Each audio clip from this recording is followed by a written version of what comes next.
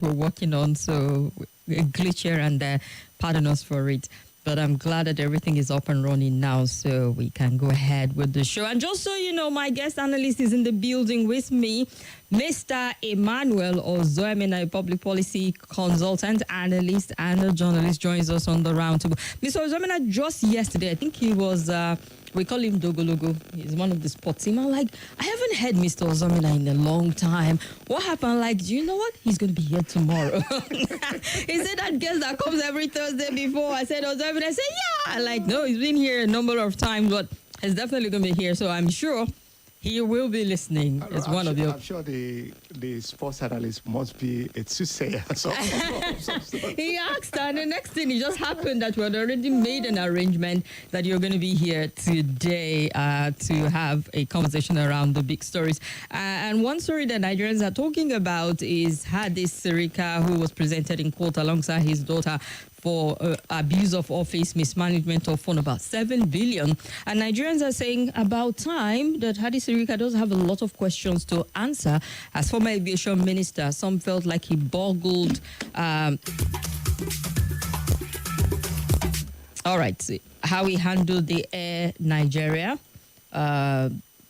The fact that he told us we're going to have an Air Nigeria, and he found out that he put Nigeria in a tight spot in terms of the arrangement that he made, and we had to borrow a plane from Ethiopian Airline, which was supposed to be one of the major partners, to show off for the photo op, and then he disappeared. And Nigerians have been calling for his head since then, like, come and answer to some questions. The new aviation minister has come out to say there's just a lot of deals that is not just favorable to us as a country, and so that has been suspended. So between the whole bazaar around the logo launch, which was handled by a company somewhere in the Middle East, to how much was spent on these and how much went into this whole Air Nigeria business, that we do not have a single plane to the name, nor anything to show for it of a substance, and we do not know anytime in the near or far future where we're going to have Air Nigeria indeed.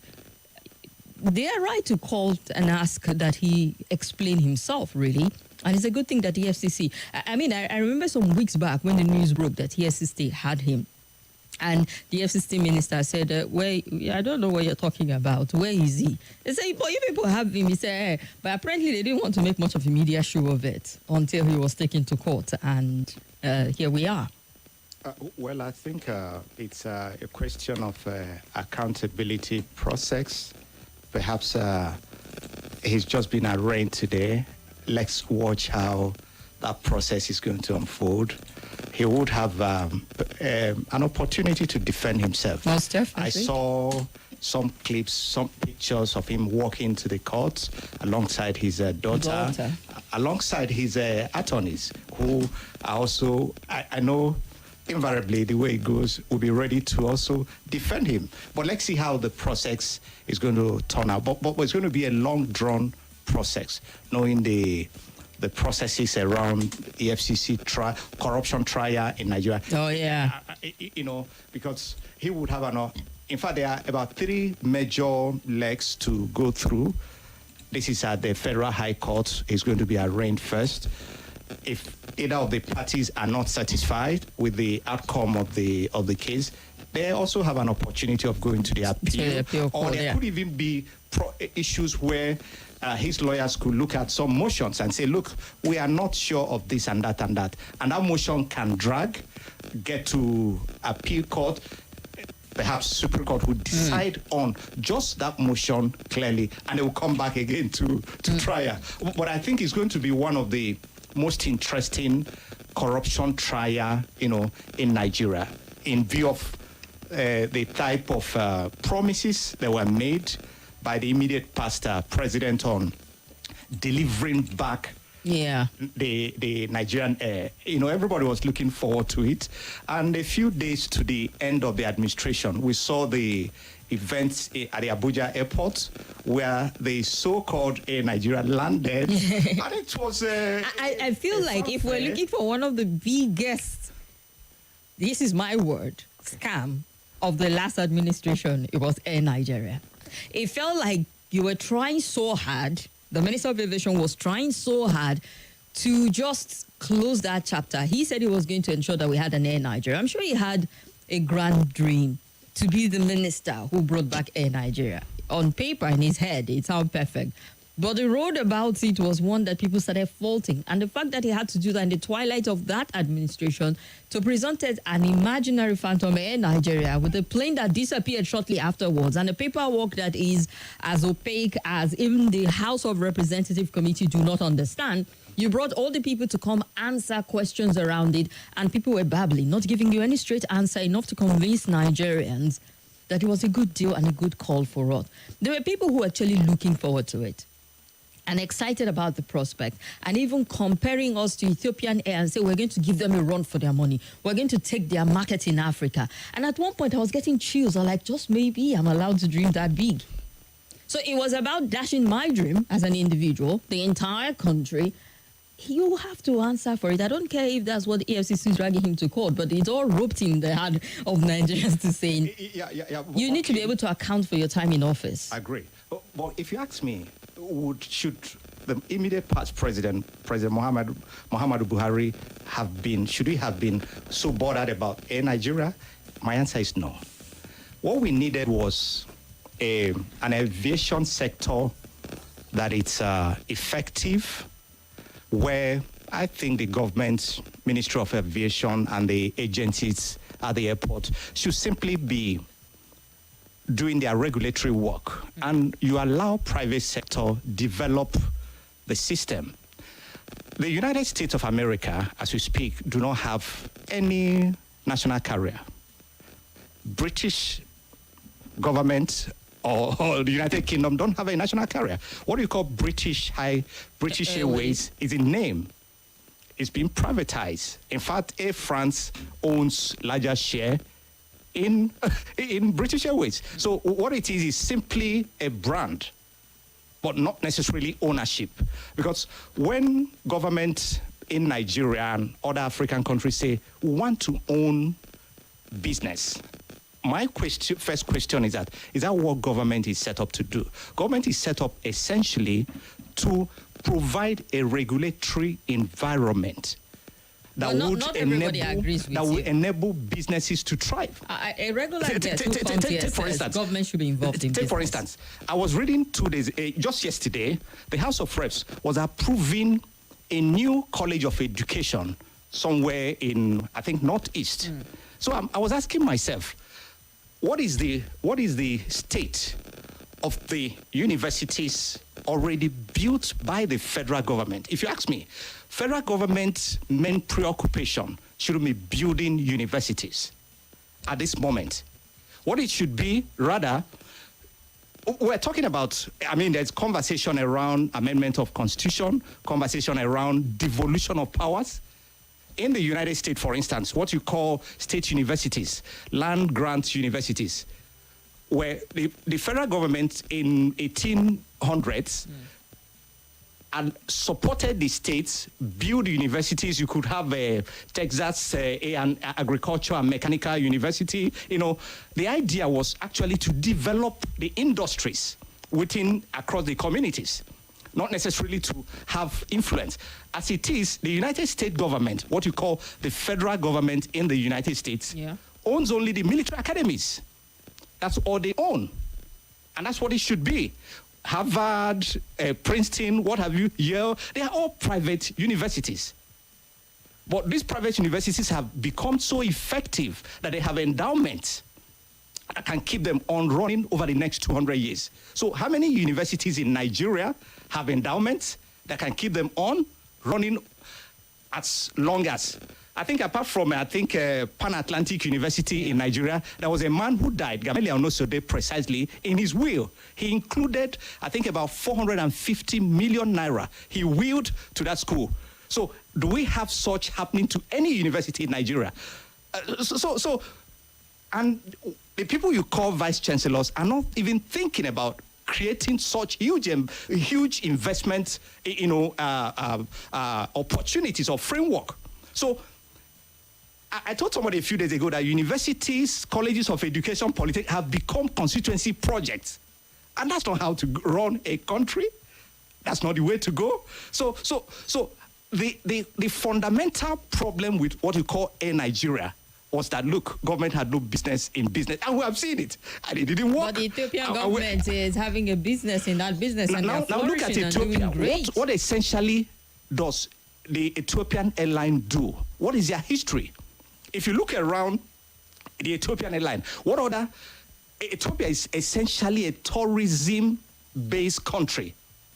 How did they get there? They made themselves that. If they don't have oil deposit, they must look for their strength also. What I think Nigeria should do as a country is to create an enabling environment where there are big airlines across the world that are not operating here. They can come in here, partner with Nigerians, set up huge, and that would crash the price. In fact, you don't even have a very a huge aviation sector in Nigeria, just because it's not developed. Because if you have the market, investors will come, set up airlines that are of global standard. All right, it's the roundtable. We're looking at some of the big stories. We started off with one that Nigerians are talking about. Hadi Sirika, former Minister of Aviation, has been arraigned alongside his daughter at the Federal Capital Territory High Court in Maitama. And the ex-minister and Fatima, his daughter, were also granted bail in the sum of 100 million naira each today. The EFCC is prosecuting Sirika on the 6-count amended charge bordering on alleged 2.7 billion naira contract fraud. EFCC had allegedly detained Sirika on the 23rd of April pending his arraignment. The anti-graft agency began investigating the alleged contract fraud case against Sirika while he was still in office, and also reportedly met with investigators at the time. Very confident. And my secret is... People say I'm good. This is Nigeria Info. Nigeria Info.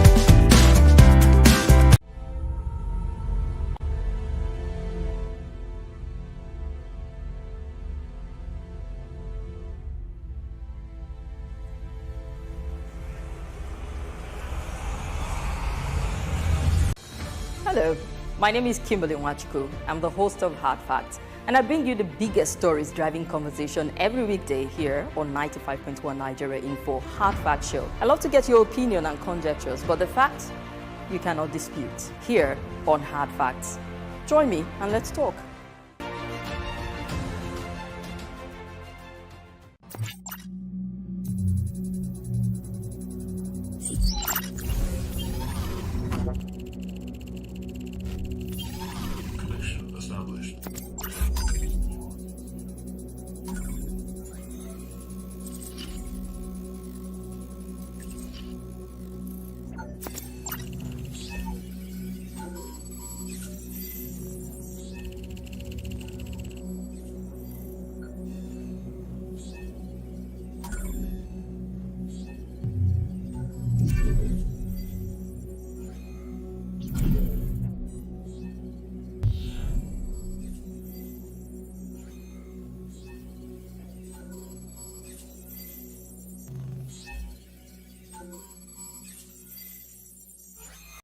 This is Nigeria Info. And we are looking at some of the big stories. Someone says, Kim, don't get too excited about this Hadi Sirika case. Well, like I was saying before, we went on commercial break.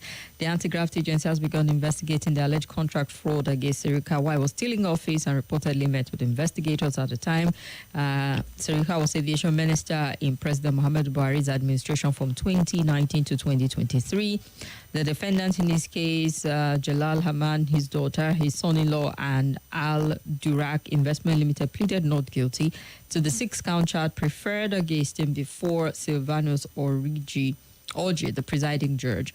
And Rotimi Jacob, counsel to the FCC, prayed that the case be given accelerated hearing. Jacob said the defendants were earlier granted bail by the commission and were asked to return to EFCC until the 19th of April for interrogation, but failed to do so. And that the court will ensure they continue to appear for trial in order not to delay the case unnecessarily. And Kanu Agabi Sirika's counsel pleaded for leniency and mercy from the judge while the bail application was being considered and asked that Sirika be granted bail on self-recognition.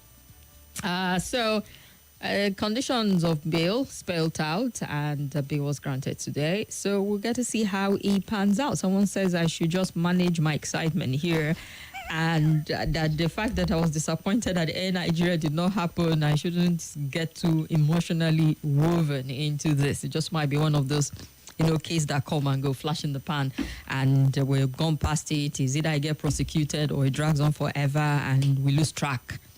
Like someone's asking me, where's Dasuki? And I honestly cannot give you a concrete answer as to what. Well, a quick one is that, the justice system is such that the moment when you're looking at it, sometimes you don't understand how it pans out. But it all depends on your lawyers. Who are your lawyers? What argument are they putting forward? Then the prosecutor, what is he putting on the table before the court? I mean, let's see how it pans out. But it's going to be a long drawn case. Let's watch how it unfolds. All right, talking about how it unfolds, the former Prime Minister of Fiji, now his name is going to be a mouthful. I'm going to leave out the first name, but Bainimarama, former Minister of Fiji, Prime Minister, has been convicted for interfering in a criminal investigation while he was in power. The presiding judge sentenced the 70-year-old in the capital to 1 year imprisonment. He was also convicted for his involvement in a particular case. He was found guilty of one count attempt to pervert the course of justice. And, it's just one count. You try this, you're going to 1 year in prison. They've settled it. A former prime minister has gone to jail. But, I'm bringing this up because of how difficult it is to actually... You just said sometimes it drags on for a long time. We've seen cases that dragged on for a decade, former governors, 10 years, 11 years. And I recall some of them went to prison and didn't stay 2 seconds before they were granted presidential pardon. I think what to do is to understand the accused person is alleged not to be guilty until proven by the other side. Yeah, but wasn't he alleged in Fiji, the prime minister? Well, I have not reviewed Fiji's judicial system because every judicial system has its own means process. we need to review ours. If ours will allow you to go for a decade. No. Plus. The difference between, for instance, we adopted the British common laws approach, and what it simply means is that the accused person is not guilty until proven by the prosecution, while the French system finds the man guilty, and the onus is on him to prove that he's not guilty. So you have different judicial system, British, French. So it all depends on whichever one you're operating. But I think Fiji Island, is an island somewhere out there in... I think somewhere around Australia and all that. Fiji. Yeah, Fiji, it's definitely not in the Indian Ocean. Yeah, at the end of the world. Yeah, so the issue is that Fiji is a much smaller country, not as complicated politically and otherwise as Nigeria. That's number one. True. Then you need to also understand their judicial system. How does it work? In terms of, in the United States, former President Donald Trump, a presidential candidate the presumptive presidential candidate of the Republican Party is undergoing trial. It all depends on what systems do you have in place and all that, and what is the judicial processes in a jurisdiction. But let's see how it pans out. But I think based on precedents, based on what has happened, the trial of former Minister Hadi Sirika would draw for a long time. Let's see how it goes. All right, Damba Bashir, I see you on YouTube. Yes, we're streaming live on Facebook and YouTube. You can look into the studio and see our gentleman, Mr. Ozoemena, as we look at some of the big stories today. We're also on Facebook at Nigeria Info Abuja for both of them, at Nigeria Info Abuja, YouTube and Facebook. As Hiraba says, I pray God will heal our land. So many things are not right, going in the right direction at the moment. Shalom. And Sunday Okewu says, you brought Mr. Ozoemena again. Okay, thank you very much. Emmanuel Samuel says, good afternoon to Kim and our guest. Releasing the former minister on bail is so unfortunate. Nigeria is nowhere close to getting it right, my opinion. Why shouldn't he be granted bail? Did you not listen to our guest about innocent until proven guilty? He has a right to bail. And Chidi says, Oluwa Chidi is live with you there, Kim. Thank you very much. Danlami Onyadalo watching from Ushafa in FCT. We see you, Mike, formed senior. Don't be too excited about former aviation minister's appearance in court. APC are just flying a kite to distract Nigerians. I can bet with anything precious to me that Hadi Sirika won't be sentenced. It will start and end as mere media trial, and that's the end. Big men don't go to jail in Nigeria, especially if such a character is a member of the party. These guys have stolen enough to settle. All right, that's informed. Who would they settle? Who exactly? Well, it just feels like Nigerians who've entered that cynical space where I just feel like, yeah, here we go again. Another roller coaster ride trial that will end up. I think it's a question of perhaps people have resigned to fate. That's disappointing. Perhaps that's what it is. Yeah. It's just we've seen too many of it, so you can't blame them. Of resigning to fate. But we shouldn't. Well, never, not at all. Let's hear this caller quickly, and then we'll get to the next story. Hello. Turn off your radio, please. Good afternoon. Good afternoon. I'm calling. My name is Lukman. I'm calling from Zamani in airport. Go ahead, Lukman.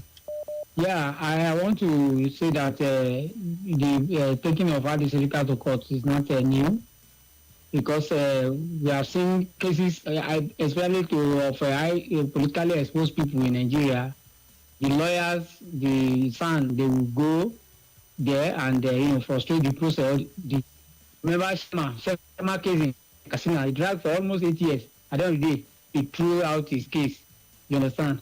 So the people who prosecute people genuinely are not going to come from these APC people or even PDP or whatever. They are going to come from people from radical party, a radical leader. You understand? Who will do the needful, not all this, association of people where people will loot state money. Everybody saw Hadi Sirika that had intention then. Even court stopped him from going ahead to launch that airline. But he went ahead just 2 days before Buhari left. So it was clear to everybody. So all this, showpiece that I don't think is going to end well. All right. It's going to end the way others have been going. So it's not a matter of predicting what the outcome of the court will be. All right, thank you very much. Let's hear this other caller. Hello. Hello? Good evening. We can barely hear you, sir. Good evening. Welcome to the show. Good afternoon. What's your name? Thank you, Paul. Paul, your network is really, really bad. Please call back. Hello? Hello. Good afternoon. Welcome to the Roundtable. Thank you. Mr. Ozoemena, welcome, sir. Good afternoon. Thank you. Please, don't to someone from India State. Mr. Ozoemena, how do we do to hold our leaders accountable? You understand? In terms of this Nigeria, this is what we saw. We do for hours this injustice appear. What evidence again do we need to prove this man wrong? I don't know. I think you people should educate us. How do we do to stop all these things? Because it's getting too much. And how will federal government do to see that they get back this money? 2.something billion naira is not a small money. How do we get this back? How do we get this money back to federal government? They did not say he pocketed the 2.7 million altogether. They're just saying it's contract fraud, which they are still investigating. I'm sure there are a lot of people involved if they can establish their fact. But Ozoemena, a question has been asked as to how we can hold government accountable. Well, let's hear this caller. We'll give you time to respond before we get to the next story. Hello. Good afternoon, Sister Kim. Good afternoon. Thank God he has Terika and his team of lawyers. But I want to ask the guest there. By law, did we not see Nigeria air? Oga? Go on, I'm hearing. Go ahead. Ask, by law, did we not see Nigeria air? By which law, sir? So to me, I think we saw Nigeria air. Even if it was for 1 hour and later we don't see it again. And also what I'm not satisfied with is the bank granted me 100 million naira. What is even some people that wait with me, they will just look at their back of their pocket and give out that money. So you understand? So I think the bank granted, I think we got just too small. It was too new. And if you ask those who are operating Nigeria Airways between 70s and 80s. The Nigeria Airways was the one running Ethiopian Air and Cameroon Air, even including Egypt Air. Nigeria Airways was handling them. If you go and ask them, so I don't just like some Sir, people. were you a former Nigerian Airways worker? Because you sound very sure about what you're saying. That we're handling Ethiopian and Yes, Egyptian Airways. Even 110% sure of what I'm telling you. Go and do a fact finding. I sure will, sir. The asset that the asset Nigeria Airways has all over the world, Ethiopian Air doesn't have it. You're talking Go and do assets, your not fact finding. handling. Go to the records and check. Okay, sir. All right, thank you very much. It's a different thing to say we had more assets than them than to say we're handling them, we're running their affairs. Come on. But the asset part, I would do the fact finding. You've sent me on an assignment and I shall deliver. Go ahead, sir. Okay, the key thing is he had just asked a question. Didn't we see the plane, the airline Yeah, he said at launched least in he said Abuja? for 1 We hour. saw. It doesn't matter. So he delivered on his promise. So he delivered. Even if it was simply hiring a plane, it landed in Abuja in our national color, and people were excited. Yeah, so I think that's the comic part of that questions. But I think on the issue of bail, a judge in chambers in the court can fix whatever he or she wants as the bail condition. Is the prerogative of the judge. So invariably, there's no issue with that. But again, I know why people are getting angry. Obviously, a huge promise was made. We're going to deliver this by 2018. That process started ahead of the election, and everybody believed that the moment Nigeria participated at the World Aviators Forum somewhere in Europe, where they unveiled the huge project Nigerian Air. Everybody was excited, proud to be a Nigerian, and here we are today. But again, that also teaches us what should we place as our priority: setting up businesses owned by government or creating an enabling environment where individuals can. There was something I remember I said here the other time, that Google as a company, the IT company, their budget, their turnover in a year is larger than several countries in Africa put together. Can't we develop such businesses? Because it's businesses that employs people. Take, for instance, the issue of taxes. I mean, raising taxes had never helped any country. What helps is ensure that companies operate, employ people, create jobs. Those people pay from their salary, their income, company income tax, So that's how to run an economy. I don't know. Sometimes you think and say, how did we end up this way? What's the way out? Someone say, how do we hold our leaders to account? The only thing we have to do is engaging. There's no other way than to engage. And by the engagement is what? Through our representative? Town halls, radio conversation, keep engaging. Articles, social media interface. Invariably, keep engaging. All right, then. So let's go on to the next story. And I know sometimes some messengers, we don't want to hear what they're saying, given the antecedent. I mean, when you mentioned Jimoh Ibrahim, given the fact that we just finished talking about Nigerian Airways, and we know that he didn't help our Air Nigeria back in the day, it feels like, dude, we can't be talking about this week and then a Jimoh Ibrahim related story comes up. That vexation might be transferred. But leave the messenger and perhaps look at what he's saying. He's saying that is Jimoh Ibrahim, Senator representing Ondo South, has asked President Bola Tinubu to dissolve his cabinet. During an interview on a TV program, Ibrahim said many ministers are not in the grade A list. The senator said Tinubu has a fantastic, very fantastic strategy, but there's no structure and system to give fuel to this strategy. You have to dissolve the cabinet. Come up with knowledgeable people. The cabinet is too cold. The effort are not seen, Ibrahim said. Some of them that have been accused of corruption should be dropped immediately. If you fail to do that, you carry their burden with you, and that will be terrible for our country. I can't see so many of the ministers in the first grade of the box. A lot of them are in the grade B and C. There. Now, speaking further, Ibrahim, a governorship aspirant in Ondo, said the APC did not follow its guideline in the conduct of the Ondo governorship primaries. I said ballot papers were not printed for the primary election, adding that the Ozoemena led committee changed the coalition center without informing contestants. And he had so much to say, saying that he's interested and all of that there. But the grade A ministers, grade B, grade C, that's a new one for me, because now I'm going to start seeing all the ministers based on grade. I mean, we already have band A, band B, band C for electricity. We might as well band up our ministers and see which of them is giving us 24 hours energy in terms of their work and their ministries, and who is underperforming at this point in time. So he's saying cabinet needs to go. Yeah, if you ask Nigerians, they perhaps will be able to list about 3 or 4 ministers who are on grade A.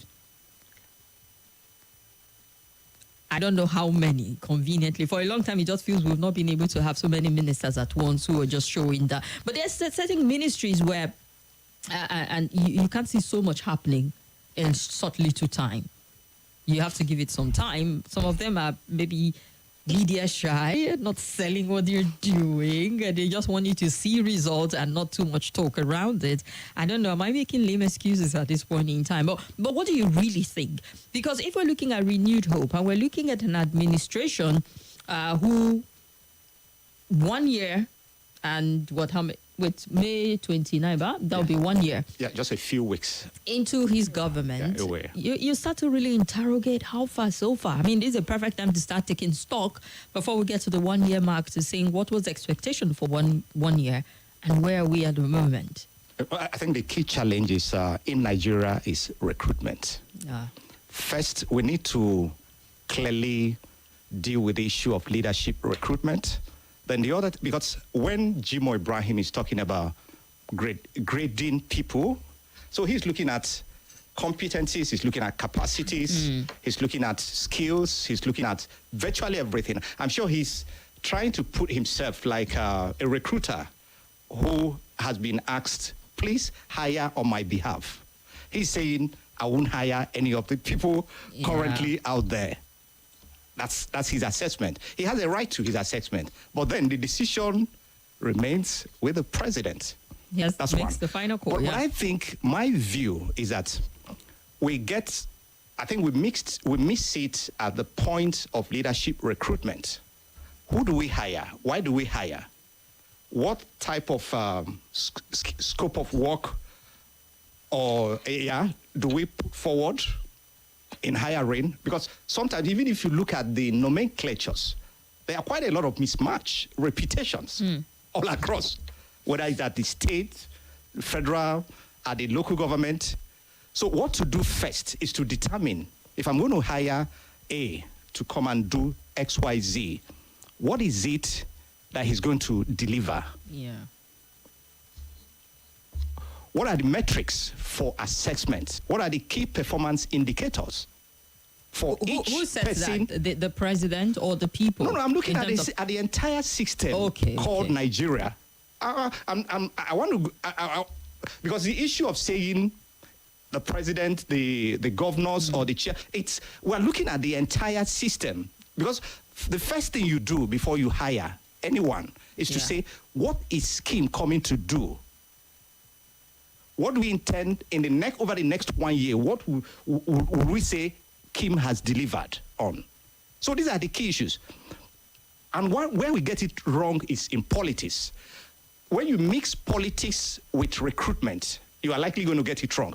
An example is this. I remember in 2008, when Obama won the presidency of the United States, ahead of the inauguration, he was naming people to particular offices. I was interested in one office, the Secretary of Energy, a Nobel Prize winner, an institute energy expert, a physicist. He had named him as the Secretary of Energy. So what Congress will now be doing ahead of his confirmation hearing after Obama's swearing in is to come in and say, Secretary designate, what is it that you're going to do on this, on that, on that? But what you have as screening in Nigeria is simply a talk show, because there are no specifics. And the moment you run that sort of system, it's like you want to hire in Nigerian Info. People's designation are not attached. You say, come, let's talk to you. So are you talking in technical? Are you talking in marketing? So what exactly? So so until we amend the constitution and say, look, for any hire, for any nominee, it will be the designation will be attached, so that in the conversation you ask the guy, what plan do you have for the energy sector? Indeed. What plan do you have for infrastructure? What plan do you have? So that's how to hire. That's how to run a country. Given the fact that there's a lot of politicking, lobbying, and all whatnot behind the scene for appointment of certain character or individuals into political office, boards, and the likes of it. I mean, I remember shortly after Tinubu was declared the president, he went to France, and people said, oh, give him time. People will be rallying around him, lobbying, trying to get position, trying to get appointment and all of that. So it feels it's more of, some of them kind of like fit in to a certain extent based on the antecedent and all of that. But, a good number of them, it just feels it's more of political settlement for these offices and this position, and very few seem to really know what to do in terms of new ideas. Yes, you say you have PEMSEC in the ministries, you have agencies and parastatals under them that expect them to function, but you need to have some bit of technical know-how. I believe that's where you're coming from with, the knowledge base of these individuals. One of the things over the years, I got so enamored by the US system. Whenever an appointment is made, the first thing I do is to check up the bio of the nominee. And the moment you check it in, you see it fits into that position. So what recruiters do is actually, I'm looking for a chief marketing officer. The first thing you do, what skill set are needed to deliver this job? The idea of saying you have the civil service, you have the PAMSECs and all that, sometimes doesn't add up. You know why it doesn't add up? Because the decision maker must understand what he's deciding on. A top level as chief exec should understand what is it I'm going to take decisions on. Not necessarily relying on someone explaining to it. Take, for instance, if you pick an engineer and put him within a job description that required engineering skills, engineering capacity, competencies, and he will deliver. So long as that person fits, you have done your check very well. So the first thing we need to do ahead of the 1-year anniversary across the country, I'm sure the governors will be doing their checks. Who do I need to drop? Who do I need to continue with and all that? But sometimes, just like you said, politics overshadows everything. But we need to get a country that works, that delivers for the Nigerian people. Indeed. All right, then let's take a few more phone calls, some thoughts, reactions to the stories we are looking at. Hello. Hello, good afternoon. Good afternoon. Good afternoon, Mr. Ozoemena. Yeah, good afternoon. Thank you. My name is Salasi. I want to disagree with Mr. Ozoemena that government doesn't have hand in business. Kim asked you, how about Ethiopian Airline? I couldn't hear a reasonable answer about that Ethiopia. We all know that Ethiopian Air is their own national carrier. Then we are talking of United Arab Emirates. As of 1985, they started with only 2 chartered aircraft. As I'm speaking to you now, United Arab Emirates, they have almost 300 aircraft. These are the government owned by Dubai government. Then we get if we say government doesn't have a hand in business, how about Saudi Aramco? Saudi Aramco doesn't owned by the Saudi government. Saudi Aramco are on it. We are talking of leadership deficit here. We don't have leaders that have money in Nigeria. That is why whenever they get government property, they get government business, they kill it. That is why our economy cannot work. See, Nigerian aircraft was the highest of the year. They The first of all start with the logo. We are flying Ebo Air. Did Ebo Air make this celebration of launching of logo? They didn't do that. We started seeing Ebo Air flying with how many aircraft? This is the man now. I'm all right, Selassie. I think we need to take the measure of China. How can you give this man only 100 million? You don't put the all right, Selassie.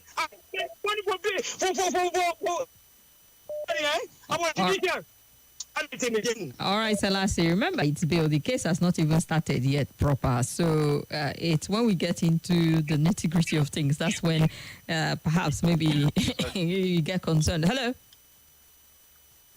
Hello, Sister King. Good afternoon. Good afternoon. Yes, Stephen from Cool. Go ahead, sir. Yeah, look at the topic. Are you with him? Go ahead, Mr. Stephen. Hello. All right. I don't think your connection is helping, so please call back. Hello. Good evening, Kim. Good afternoon. What's your name? Good afternoon, Paul from Lokoguma. Go ahead, Paul. Sirica, the issue, I don't know, it's just formality. And what even happened about Yahya Bello, sir? All these things, I don't know. These people are just congregating, thinking they are making statements. EFCC, since 1999, Kim, what has EFCC achieved? Let's look back. It's over a decade. What has EFCC achieved? Is there any building? Is there any project we have really achieved out of the recovery fund? What is really? I'm just looking, finding out what is really the benefit of this EFCC. Everybody, this 4 billion is just very minor amount of money, even what they have been talking about. Now he has received it, have been granted bail. Here we go. Now we don't want to get their own share. That's how they have been done. Very soon they will say EFCC post has done this. It should be they should find out about it. He will set up a committee and he will leave. Another person will speak up. I don't know this kind of thing. That's why sometimes I look at it that it's a common issue. Thank you, my sister. Thank you very much. You're next. Hello. Hello. Yes, sir. Welcome. Yeah, good afternoon, Kim. Good afternoon. Yeah. Mr. Ozoemena, good afternoon, sir. Yeah, good afternoon. My name is Jake from Otawale. Mr. Kim. Not a Mr. Hello? Maybe Sister Kim, not a Mr. Kim. I beg you. I beg you. I'm a Sister Kim, not a Mr. Kim. I'm all woman. Go ahead. Sorry. What I'm saying is about Nigerian economy. Taxing all the aspects of production. They are taxing electricity, taxing this and taxing that. See, to me, our problem is not the politician. Our problem is where we start. Because since after the Civil War, no justice. Kim, look at Liberia now. Liberia have set up a panel and a Civil War panel reconciliation. Uganda do it and they get it right. Liberia now is on the way. And they are just those people that commit a war crime, civil war crime. You understand? This thing started after Civil War. Nobody believes in Nigeria. Even the leaders that are claiming whole Nigeria 1 year, they don't believe in Nigeria. If they believe in Nigeria, they cannot store any money and go and store it in another country. Let them set up a crime, a panel. You judge all those who are participating in killing the innocent children and the women in Civil War. And the reconciliation, call all those people. Let all of us believe in Nigeria. Nobody should stop combo in Nigeria. If not, we will continue lamenting. The blood of all these innocent people will still crying to God up to tomorrow. If we not get justice, Nigeria can never see peace. Because before justice, we get peace. That is my take. Thank you. All right. Thank you very much. Hello. Hello. Good afternoon, sir. Good afternoon, sister, brother. Kim. Welcome. I greet our distinguished guest, Abubakar calling you from Gwagwalada. Okay, thank you, Abubakar. Thank you, sir. After nice to have you on in the studio. Who prosecute former Aviation Minister. Who will prosecute him? Who will even bring him to justice? Who will bring him to justice? Hadi Sirika, a cousin to the former president Muhammadu Buhari, who, whenever he came to Senate public hearing, he will be hitting the deck, and the senators will be shivering. They will be calming him down. Sorry, sir. Hadi Sirika, the more you look, the less you see. Abracadabra. It is a pity. It's a pity. So that is my take. All right. But then, if you're saying it's related to the former president is not president anymore at the moment. There's some level of whatever shadow immunity he enjoyed that isn't there at the moment, and he has to answer for his time in office. It's left for EFCC to be able to establish their case convincingly in court through their lawyers, and we'll see how he plays out at the end of the day. We'll take a quick break. So Ozoemena is still pretty much here with us. We'll also be looking at the journalist who is detained.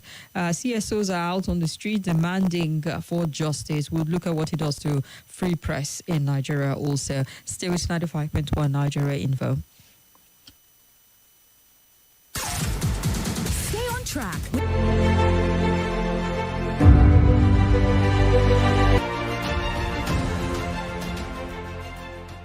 This is Nigeria Info.